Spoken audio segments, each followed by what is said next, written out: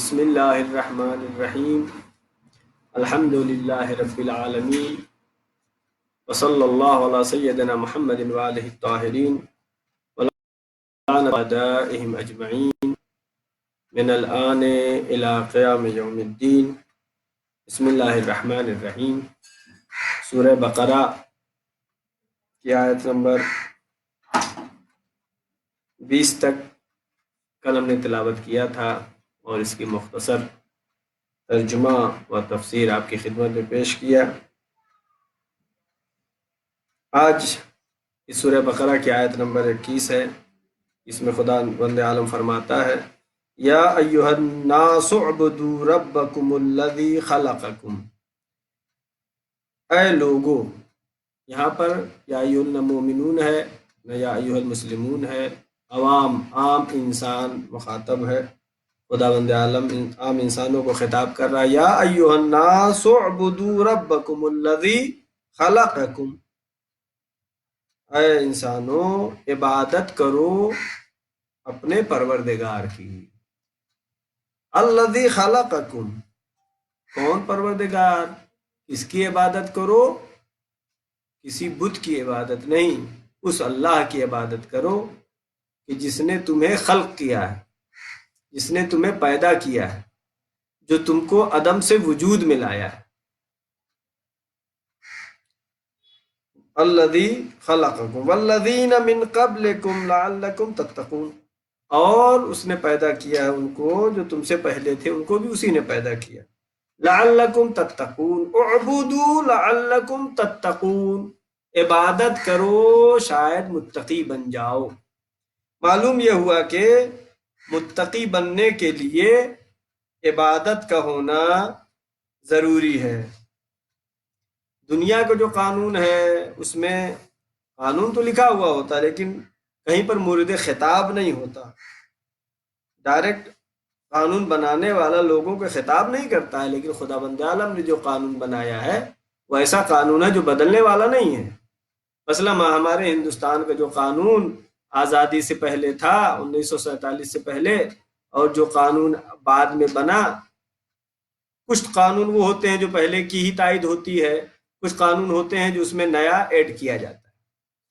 اسی طریقے سے آسمانی کتابیں جو آئی ہیں، تورات، زبور، انجیل اور آخر میں قرآن، کچھ قوانین ایسے ہیں جو پہلے تھے اور اسی کو بیان کیا گیا، اور کچھ نئے قوانین انسانی ضرورتوں کے مطابق ایڈ کیا گیا، جس طریقے سے دنیاوی قانون میں ہوتا ہے، جیسی ضرورتیں پیش آتی ہیں ویسے قانون بنتے ہیں۔ مثلا جب تک یہ انٹرنیٹ عام نہیں تھا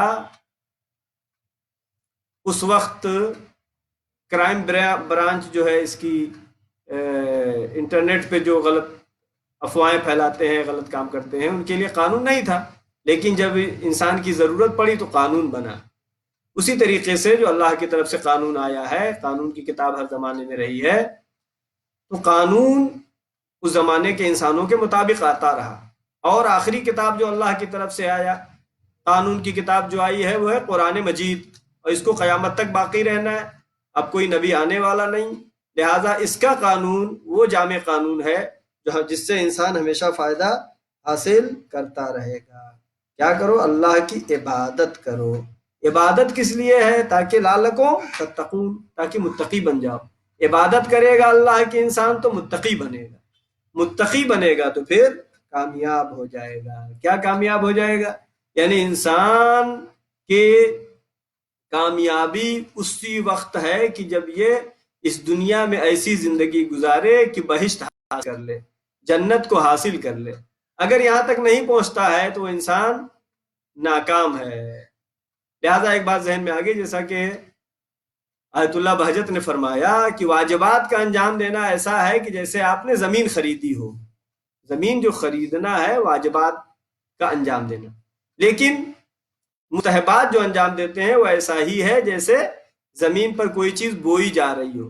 مثلا اگر کوئی شخص صرف واجبات کو انجام دیتا ہے اور مستحبات کو بالکل ہی ترک کر دیتا ہے، اس کی مثال ایسی ہی ہے کہ جنت میں اس نے زمین تو خریدی ہے لیکن اس میں کوئی کھیتی نہیں کیا۔ الدنیا مزرعۃ الآخرہ، دنیا آخرت کی کھیتی ہے۔ یا ایھا الناس اعبدوا ربکم الذی خلقکم، کس کی عبادت کرو؟ اس اللہ کی عبادت کرو جس نے تمہیں پیدا کیا ہے۔ اور عبادت جو ہے دو طرح کی ہے، ایک عبادت یہ ہے وَاعْبُدْ رَبَّكَ حَتَّى يَأْتِيَكَ الْيَقِينُ، عبادت کرو یہاں تک کہ یقین کو پہنچ جاؤ۔ یقین کا میں نے کل آپ کے سامنے پیش کیا تھا کہ یقین کسے کہتے ہیں۔ اب نعمت جو اللہ نے دیا ہے اس کا شکر ادا کرنا عبادت ہے۔ یہ عبادت جو ہے کبھی اس عنوان سے ہے کہ شکر منعم ہے کہ اللہ نے ہم کو آکسیجن دیا، ہوا دیا، سورج کی روشنی دی، بارش کا پانی عطا کیا۔ یہ نعمتیں جو ہیں شکر منعم کے لحاظ سے عبادت ہے۔ ایک عبادت کیا ہے؟ رشد کے لیے ہے۔ انسان جب عبادت کرے گا تو اس کی روح رشد کرے گی، روح ترقی کرے گی، ایمان بڑھے گا۔ تو معلوم یہ ہوا کہ عبادت ایمان کو بڑھنے کے لیے، روح کی ترقی کے لیے۔ ایسا نہیں ہے، کچھ لوگ سمجھتے ہیں کہ ہمارا ایمان جو ہے بس وہی ہے۔ جس طریقے سے انسان اپنے جسم کے بڑھنے کے لیے کوشش کرتا ہے، محنت کرتا ہے حفاظت کے لیے، اسی طریقے سے روح کی حفاظت کے لیے انسان کو اللہ کی عبادت کرنا، اللہ کو یاد کرنا، رشد ایمان کی ترقی کے لیے کوشش کرنا چاہیے۔ ایسا نہیں کہ ہم مانتے ہیں کہ اللہ ایک ہے، پنجتن 5 ہیں، امام 12 ہیں، معصوم 14 ہیں، وہ تو اتنے ہی ہے، لیکن اس میں ہمارا یقین جتنا بڑھتا جائے گا اتنا ہمارا مرتبہ بڑھتا جائے گا۔ لہذا عبادت دو طرح کی ہوئی، ایک عبادت وہ ہے شکر منعم کے لحاظ سے، اور ایک عبادت اس لحاظ سے کہ عبادت اس لیے کر رہے ہیں تاکہ ہماری روح رشد کرے، روح ترقی کرے۔ لہذا عبادت بہت ضروری ہے۔ عبادت کا فلسفہ کیا ہے؟ توجہ بر نعمت، اللہ کی نعمتوں پر توجہ دینا، فقر و نیاز کا احساس کرنا کہ انسان کتنا کمزور ہے۔ آج جب یہ کرونا وائرس آیا تب انسان اتنا مجبور ہے کہ جو دنیا کا اپنے کو سپر پاور کہہ رہا تھا وہ کہتا ہوا نظر آ رہا ہے کہ ہم کو ایک نامرئی دشمن سے مقابلہ ہے، چھوٹا سا ہے، ذرہ ہے، دکھائی بھی نہیں دیتا ہے، لیکن خلق الانسان ضعیفا، انسان کو اللہ نے ضعیف پیدا کیا ہے، کمزور پیدا کیا۔ لہذا انسان کو اپنے فقر و نیاز کا احساس کرنا یہ سبب بنتا ہے کہ انسان عبادت کرے۔ برکات حاصل ہوتی ہیں عبادت سے، اللہ کو بھول نہ جائے اس لیے عبادت ہے۔ اس لحاظ سے بھی عبادت ہے کہ ہر چیز اللہ کی تسبیح کرتی ہے، سبح للہ ما فی السماوات و ما فی الارض، سب عبادت کرتے ہیں، ہم کو بھی عبادت کرنا چاہیے۔ خدا سے عشق پیدا ہو۔ خدا سے عشق پیدا کب ہوگا؟ جب اس کی عبادت کی جائے گی، اور یہی انسان کی کامیابی۔ آگے آیت ہے، آیت نمبر 22، الذی جعل لکم الارض فراشا، وہ اللہ کی جس نے تمہیں پیدا کیا اس کی عبادت کرو۔ وہ اللہ کی جس نے قرار دیا زمین کو تمہارے لیے فرش، تمہارے لیے آرام کی جگہ، سکون کی جگہ قرار دیا۔ والسماء بناء، اور آسمان کو تمہارے لیے چھت قرار دیا۔ وانزل من السماء ماء، اللہ نے آسمان سے پانی نازل کیا۔ یہ پانی کتنی بڑی نعمت ہے، اس پانی کے ذریعے سے ہی انسان زندہ ہے۔ وانزل من السماء ماء فاخرج به من الثمرات رزقا لكم، بارش نازل کیا اور پھر اس نے نکالا ثمرات، پھلوں کو، رزقا لكم، جو تمہارے لیے رزق ہے۔ ولا تجعلوا للہ اندادا، بس تم کبھی اللہ کے سامنے کسی کو اس کا ہمسر نہ بناؤ۔ شرک اسی کو کہتے ہیں۔ شرک کیا ہے؟ کہ اللہ بھی مدد کرے گا اور مستقلاً یہ بت بھی مدد کرے گا، یہ ہے شرک۔ لیکن ہم جو ائمہ معصومین علیہ السلام کو مانتے ہیں کہ اللہ نے ان کو بھیجا ہے ہدایت کے لیے، اللہ نے ائمہ معصومین کو پاور دیا ہے، اللہ نے ائمہ معصومین کو اختیار دیا ہے۔ اب اگر ہم روضے پر جا کر کے دعا کرتے ہیں کہ مولا ہمیں یہ عطا کیجئے، ہماری یہ دعا پوری کیجئے، اس کا کیا مطلب ہے؟ یہ طول میں ہے، یعنی مولا وسیلہ ہے، اللہ عطا کرنے والا ہے، اللہ نے ان کو اختیارات دیا ہے کہ یہ دعاؤں کو پوری کر سکتے ہیں۔ اگر اس نیت سے کرتے ہیں تو یہ عین وحدانیت خدا ہے، خدا نے ان کو اختیار دیا ہے، خدا نے ان کو مرتبہ دیا ہے۔ ایسا نہیں ہے کہ ان کا الگ سے کوئی مرتبہ یا رتبہ ہو، اندادہ، کسی کو اللہ کا ہمسر قرار نہ دو۔ وَأَنْتُمْ تَعْلَمُونَ، اور یہ سب تم لوگ جانتے ہو، دیکھ رہے ہو سب کچھ، کہ اللہ نے زمین بنایا، آسمان بنایا، کیا خود بن گیا؟ کچھ کہتے ہیں خود بن گیا۔ خود سے کوئی چیز بن سکتی ہے؟ اگر خود سے کوئی چیز بنتی ہوتی تو پھر دلیل جو ہے باطل ہو جائے گی۔ قاعدہ علت و معلول میں نے پہلے بھی تذکرہ کیا، بغیر علت کے معلول واقع نہیں ہو سکتا ہے۔ کبھی ہو سکتا ہے کہ ہم علت کو نہ سمجھ سکیں، ہماری عقل وہاں تک نہ پہنچ سکے، لیکن جب تک علت پوری واقع نہیں ہوگی، جب تک آپ کے گھر میں پنکھا اسی وقت چلے گا جب پاور ہاؤس سے بجلی آئے گی اور پوری علت پائی جائے، کھمبے سے آپ کے میٹر تک وائر آئے، میٹر سے گھر کے آپ کے پنکھے تک کنیکشن آئے، تب پنکھا چلے گا۔ اگر کہیں کنیکشن کٹا ہوا ہو تو پنکھا نہیں چلے گا۔ اگر بجلی بنی، بجلی انسان نے بنایا، انسان کو عقل کس نے دیا؟ اللہ نے دیا۔ لہٰذا یہ پنکھا اگر چل رہا ہے تو اس کی علت کیا ہے؟ وہ کرنٹ ہے، وہ لائٹ ہے۔ لہٰذا بغیر علت کے کوئی معلول واقع نہیں ہو سکتا ہے۔ لہٰذا جتنی بھی چیزیں بنی ہیں، یہ فاصلے، یہ موقع پر موسم کی تبدیلی، یہ تمام کیا ہیں؟ اللہ کی نشانیاں۔ آگے آیت ہے وَإِن كُنتُمْ، آیت نمبر 23، وَإِن كُنتُمْ فِي رَيْبٍ مِّمَّا نَزَّلْنَا عَلَىٰ عَبْدِنَا فَأْتُوا بِسُورَةٍ مِّن مِّثْلِهِ، اگر تم یہ سمجھ رہے ہو، یہ شک کر رہے ہو جو ہم نے نازل کیا، اللہ کہہ رہا ہے وَإِن كُنتُمْ فِي رَيْبٍ، اگر تم شک میں ہو کس چیز پہ؟ مِّمَّا نَزَّلْنَا عَلَىٰ عَبْدِنَا، جو ہم نے اپنے بندے پر نازل کیا ہے، اس میں اگر شک کر رہے ہو، فَأْتُوا بِسُورَةٍ مِّن مِّثْلِهِ، اس کے جیسا ایک سورہ لا کر کے دکھاؤ۔ یہ چیلنج قرآن مجید کا ہے۔ قرآن مجید میں خداوند عالم نے کئی بار چیلنج کیا ہے، بار بار چیلنج کیا ہے۔ اگر انسان جواب لا سکتا ہوتا تو لاتا، میں نے اس دن کہا تھا، یا پھر قرآن کے جواب لائے، یا پھر یہ قبول کرے کہ اللہ کا بھیجا ہوا قانون ہے۔ خداوند عالم نے سورہ قصص آیت نمبر 49، سورہ قصص آیت نمبر 49 میں فرماتا فَأْتُوا بِکِتَابِی، ایک چیلنج۔ اگر تم کہتے ہو کہ اللہ کی کتاب نہیں تے قرآن لا کے دکھاؤ، ایک یہ چیلنج۔ دوسری جہاں چیلنج ہوا ہے جو سورہ ہود ہے، آیت نمبر 13، آیت نمبر 13، فَأْتُوا بِعَشْرِ سُوَرٍ، 10 سوروں کا جواب لاؤ۔ اس آیت میں کیا کہہ رہا ہے؟ نہ پورے کتاب کا نہیں لا سکتے ہو، 10 آیتوں کا بھی نہیں، 10 سوروں کا بھی جواب نہیں لا سکتے ہو، فَأْتُوا بِعَشْرِ سُوَرٍ، لاؤ 10 سوروں کا جواب۔ اگر یہ بھی نہیں لا سکتے ہو، وَإِن كُنتُمْ فِي رَيْبٍ مِّمَّا نَزَّلْنَا عَلَىٰ عَبْدِنَا فَأْتُوا بِسُورَةٍ مِّن مِّثْلِهِ، ایک سورہ لاؤ، سب سے چھوٹا سورہ کوثر لا دو۔ کتنی آیتیں ہیں؟ بسم اللہ الرحمن الرحیم، اِنَّا أَعْطَيْنَاكَ الْكَوْثَرَ فَصَلِّ لِرَبِّكَ وَانْحَرْ إِنَّ شَانِئَكَ هُوَ الْأَبْتَرُ، لیکن اس کا بھی جواب انسان نہیں لا۔ لہٰذا اس وقت کے جو کہ اسلام کے دشمن تھے، کافر و منافق تھے، جب خانہ کعبہ پر سورے کو نصب کیا گیا تو کہا ما ھذا کلام البشر، یہ بشر کا کلام نہیں ہے۔ اس آیت میں چیلنج ہے کہ فَأْتُوا بِسُورَةٍ مِّن مِّثْلِهِ، اتنی جنگیں جو کفار و مشرکین لڑے، نہ لڑتے۔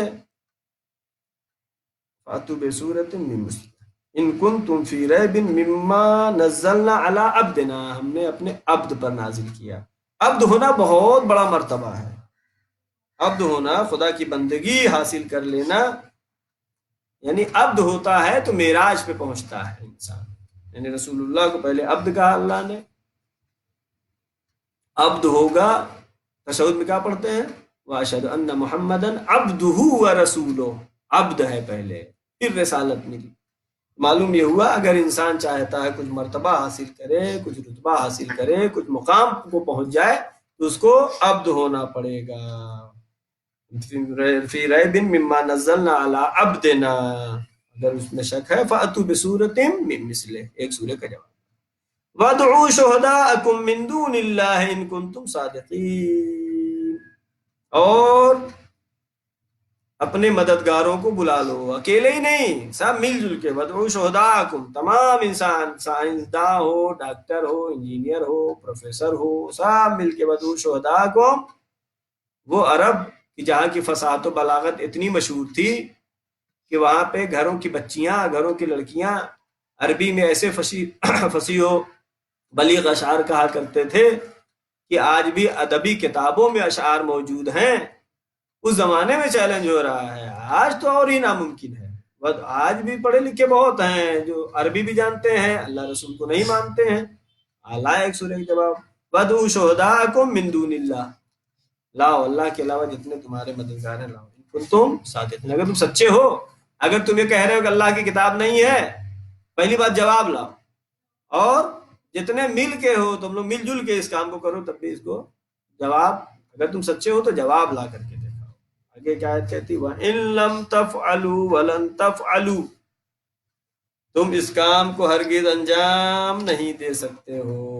وَإِن لَّمْ تَفْعَلُوا وَإِن لَّمْ تَفْعَلُوا وَلَن تَفْعَلُوا، تکرار ہو رہی، ہرگز ہرگز نہیں انجام دے سکتے، ایسا نہیں کر سکتے، مان لو۔ فَاتَّقُوا النَّارَ الَّتِي وَقُودُهَا النَّاسُ وَالْحِجَارَةُ، اگر نہیں اللہ کو مان رہے ہو، اس کے بھیجے ہوئے رسول کو نہیں مان رہے ہو، اس کے بھیجے ہوئے ائمہ معصومین علیہ السلام کو نہیں مان رہے ہو، اس کے بھیجے ہوئے فرشتوں کو نہیں مان رہے ہو، فَاتَّقُوا النَّارَ، تو پھر اس آگ سے ڈرو۔ کون سی آگ؟ التی وقودها الناس والحجارہ، کہ جس میں لوگ ڈالے جائیں گے اور پتھر ڈالے جائیں گے۔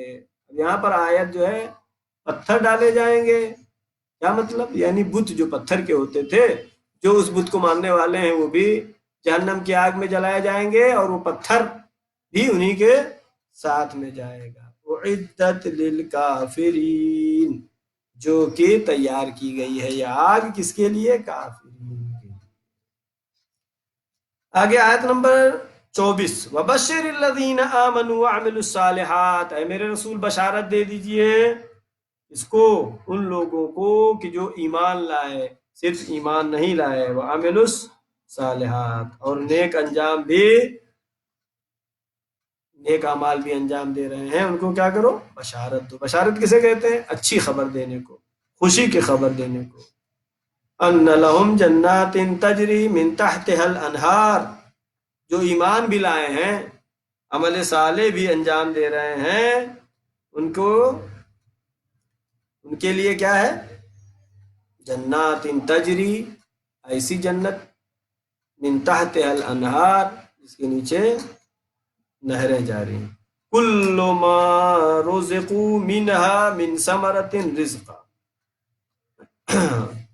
کلما رزقوا، یہ سب تمہارے لیے رزق ہیں، تمہارے استعمال کے لیے ہیں، من ثمرۃ رزقا، یہ سب رزق ملے گا۔ قالوا هذا الذی رزقنا من قبل، لوگ کہیں گے، جنت کی حال بیان ہو رہی ہے، کیوں کہیں گے؟ یہ تو ویسا ہی ہے جیسا کہ ہم نے دنیا میں کھایا تھا پھل، مثلا آم ہے، سیب ہے، انار ہے، جو پھل فروٹس آدمی کھاتا ہے، جنت میں کیا کہیں گے؟ یہ تو ویسا ہی ہے جیسا ہم نے دنیا میں کھایا تھا، یعنی اس کی شکل رہے گی، یہ نہیں کوئی سمجھے کہ مزہ یہی رہے گا، اس کی لذت، اس کا مزہ، اس کی خوشبو وہ ہے جو دنیا کے پھل سے مقایسہ نہیں کیا جا سکتا ہے۔ لیکن چونکہ انسان فطرتاً اس چیز سے مانوس ہے کہ اسی چیزوں کو پسند کرتا ہے، انہی چیزوں کو جانتا ہے جو دیکھے ہوئے ہے پہلے، معلوم ہے ایسا پھل وہاں پہ ہے جو اس نے دیکھا ہی نہیں، ایسا نہیں، بلکہ جیسے آم ہے مثلا تو آم ہی ہوگا، لیکن اس آم کے پھل میں اور وہاں کا جو آم ہوگا اس میں بہت زیادہ فرق ہوگا۔ رزقنا من قبل واتوا به متشابہ، ہم اور تم کو عطا کیا گیا اسی کے متشابہ، وہی نہیں ہے، وہی امرود نہیں ہے جو دنیا میں کھایا تھا، یہ متشابہ ہے اس کے، لیکن یہ تشابہ کیسا ہے کہ وہ جنت کا پھل ہے، اس کا مزہ، اس کی خوشبو، اس کی نوعیت انسان کو سمجھانے کے لیے مثالیں دی گئی ہیں، ورنہ اس میں اور اس میں زمین آسمان کا فرق ہے۔ وَلَهُمْ فِيهَا أَزْوَاجٌ مُطَهَّرَةٌ وَهُمْ فِيهَا خَالِدُونَ، ان کے لیے پاک و پاکیزہ اولاد ہیں، پاک و پاکیزہ ازواج ہیں، جنت میں پاک و پاکیزہ ازواج ہیں۔ اب یہاں پر یہ بحث آتی ہے کہ عورتیں جو جنت میں جائیں گی، جو مرد جنت میں جائیں گے، ازواج ان کے پاس کیا ہوں گے؟ بالکل راجوں کی تفاسیر میں بھی ہے، بہت سی کتابوں میں تذکرہ ہے کہ حوریں ملیں گی، اور عورتوں کے لیے غلمان کا تذکرہ ہے، غلمان۔ لیکن ایک نقطہ یہاں پہ اور ہے کہ وہ کہ وہاں پر یہ ایک آیت ہے سورہ رعد کی آیت نمبر 23، آیت نمبر 23، یدخلونہا ومن صلح من آبائہم و ازواجہم و ذریاتہم، کہ داخل کیے جائیں گے جنت میں ان کے آبا، ان کے ازواج اور ان کی اولاد۔ مثلا اگر اولاد اچھی ہے تو جنت میں جائے گی اور اس کی اولاد بن کے رہے گی، اگر زوجہ نیک عمل کی ہے تو جنت میں وہ شوہر و زوجہ رہیں گے اگر چاہیں گے۔ لہذا جنت اسی مقام کا نام ہے، اس جگہ کا نام ہے جہاں پر انسان کی ہر آرزو پوری ہوگی۔ اوتوا بہ متشابہا ولہم فیہا ازواج مطہرۃ، ازواج مطہر ہیں، وہم فیہا خالدون۔ اور یہ دنیا جو ہے آدمی آیا ہے اس میں کچھ دن کے لیے ہے، موت آ جائے گی، مر جائے گا، لیکن اس دنیا کے بعد جہاں پہ انسان کو جانا ہے اس کا امتیاز اور خصوصیت یہ ہے کہ وہاں پر ہمیشہ رہے گا۔ اس دنیا میں سب کچھ کرتا ہے، سانس رک گئی سب ختم ہو گیا، لیکن آدمی کتنی محنت کرتا ہے اس کے لیے۔ اور دنیا میں انسان کو ایک ہی مرتبہ زندگی ملنا ہے، دوبارہ آنے کو نصیب نہیں ہوگا۔ یہ انسان کے امتحان کی جگہ ہے، یہ انسان جیسا عمل انجام دے گا اسی طریقے سے مقام حاصل کرے گا۔ لہذا اب تمام انسانوں کے لیے دعوت فکر ہے یہ کہ اس دنیا میں جو بھی ایمان رکھتے ہو، جو بھی عقیدہ رکھتے ہو، جو بھی مذہب رکھتے ہو، چھان بین کر کے، پتہ لگا کر کے، یقین کر کے، آنکھ بند کر کے کسی مذہب کو مان لینے سے انسان کو نقصان ہی نقصان ہے۔ لہذا چاہیے کہ ریسرچ کرے، تحقیق کرے، اور وہ دین جو کہ دین حق ہے، جیسا کہ دین اسلام ہے، تو سب کو مانتا ہے، جناب آدم، نوح، یہودی مانتے ہیں جناب موسیٰ کو، مسلمان بھی جناب موسیٰ کو مانتا ہے، عیسائی مانتے ہیں جناب عیسیٰ کو، مسلمان جناب عیسیٰ کو بھی مانتا ہے۔ تو معلوم یہ ہوا کہ مسلمان وہ ہے جو زیادہ کو مانتا ہے، یعنی اللہ کی طرف سے بھیجے ہوئے جو ہیں ان میں سب کو مانتا ہے۔ لہٰذا دین جو کہ دین کامل ہے، دین میں اتمم ہے، دین کامل ہے، اور وہ دین جو کہ ہم کو فلاح و کامیابی تک پہنچا سکتا ہے، اسی دین کو اختیار کرنا چاہیے، اس پر عمل کرنا چاہیے۔ اور ہماری آخر میں دعا ہے کہ پروردگارہ محمد و آل محمد کے صدقے میں ہماری اس مختصر سی تلاوت و تفسیر قرآن کو اپنی بارگاہ میں قبول فرما۔ پروردگارہ اس کا ایصال ثواب ہمارے مرحومین جو دنیا سے جا چکے ہیں تمام مومنین و مومنات کو، چاہتا معصومین علیہ السلام کے صدقے میں عنایت فرما۔ پروردگارہ محمد و آل محمد کے صدقے میں جو بھی پریشان حال ہے ان کی پریشانیوں کو برطرف فرما، جو مریض ہیں ان کو شفاء کامل و عاجل عطا فرما۔ معبود پرچم اسلام کو سر بلند فرما، پرچم کفر و نفاق کو سر نگو فرما، امام زمانہ کے ظہور میں تعجیل فرما، اور ہم سب کو ان کے یاور و انصار میں شمار فرما۔ وصلی اللہ علی سیدنا محمد وآلہ الطاہرین، اللہم صلی علی محمد وآل محمد وعجل فرما۔